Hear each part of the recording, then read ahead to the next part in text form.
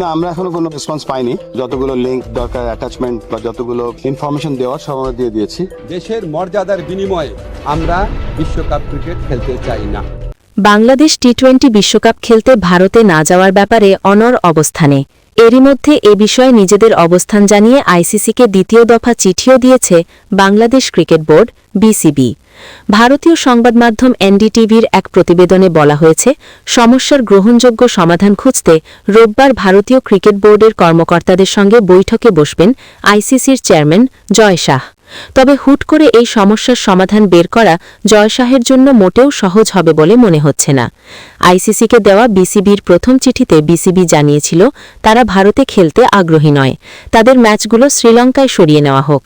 কিন্তু বিসিবির দ্বিতীয় চিঠি বদলে দিয়েছে পুরো প্রেক্ষাপট। পরের চিঠিতে বাংলাদেশ স্পষ্ট করে জানিয়েছে বিষয়টি এখন আর শুধু যাতায়াত বা সুযোগ সুবিধার মধ্যে সীমাবদ্ধ নেই, এর সঙ্গে জড়িয়ে গেছে জাতীয় মর্যাদা। এই অনুভূতির পেছনে বড় কারণ হিসেবে দেখা হচ্ছে উগ্রপন্থীদের দাবির মুখে আইপিএল থেকে হঠাৎ করে বাংলাদেশের পেসার মুস্তাফিজুর রহমানকে বাদ দেওয়ার ঘটনাকে। প্রতিবেদনে বলা হয়েছে, বিশ্বকাপের সমীকরণ থেকে বাংলাদেশকে বাদ দেওয়ার কোনো সুযোগ নেই, তারা যোগ্যতা অর্জন করেই বিশ্বকাপে এসেছে।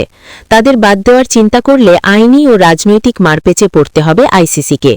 আইসিসি বোর্ডে ভোটাভুটি লাগবে, এশিয়ান ক্রিকেট কাউন্সিলেও অস্থিরতা দেখা দেবে, ভবিষ্যতের জন্যও তৈরি হবে বিপজ্জনক উদাহরণ। বাংলাদেশ এখন আর শুধু নিরাপত্তা নিয়ে আশ্বস্ত হতে চাইছে না, তারা দলের খেলোয়াড় থেকে শুরু করে কোচিং স্টাফ, এমনকি কর্মকর্তাদের জন্যও একেবারে ম্যান টু ম্যান সিকিউরিটি বা ব্যক্তিগত নিরাপত্তার নিশ্চয়তা চায়। বার্তাটা পরিষ্কার, এটা শুধু নিরাপত্তার প্রশ্ন নয়, মর্যাদারও প্রশ্ন। জয় শাহের সামনে এখন এটাই সবচেয়ে বড় চ্যালেঞ্জ বলে এনডিটিভির প্রতিবেদনে বলা হয়েছে। আইসিসি এখনও বিসিবির দ্বিতীয় চিঠির জবাব দেয়নি। আইসিসির পক্ষ থেকে বাংলাদেশ ক্রিকেট বোর্ডকে এমন কোনো প্রস্তাব দিতে হবে যা তারা সানন্দে গ্রহণ করতে পারে। এমনভাবে আলোচনা করতে হবে যেন বিসিবির কর্তারা মনে না করেন যে তাদের ওপর কোনো সিদ্ধান্ত চাপিয়ে দেওয়া হচ্ছে। তাদের হাতে সিদ্ধান্ত নেওয়ার ক্ষমতা রাখতে হবে, আবার বিশ্বকাপের কাঠামো ও বিশ্বাসযোগ্যতা যেন অক্ষুণ্ণ থাকে সেটাও নিশ্চিত করতে হবে। এনডিটিভি মনে করছে সমাধান সহজ হবে না।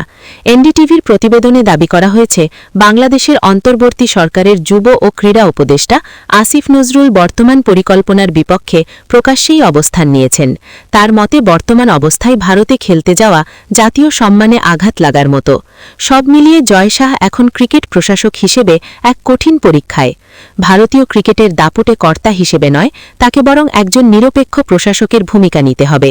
উত্তেজনা কমিয়ে আস্থার পরিবেশ ফিরিয়ে আনাই হবে তার আসল কাজ। ক্রীড়া ডেস্ক, বাংলার গেজেট।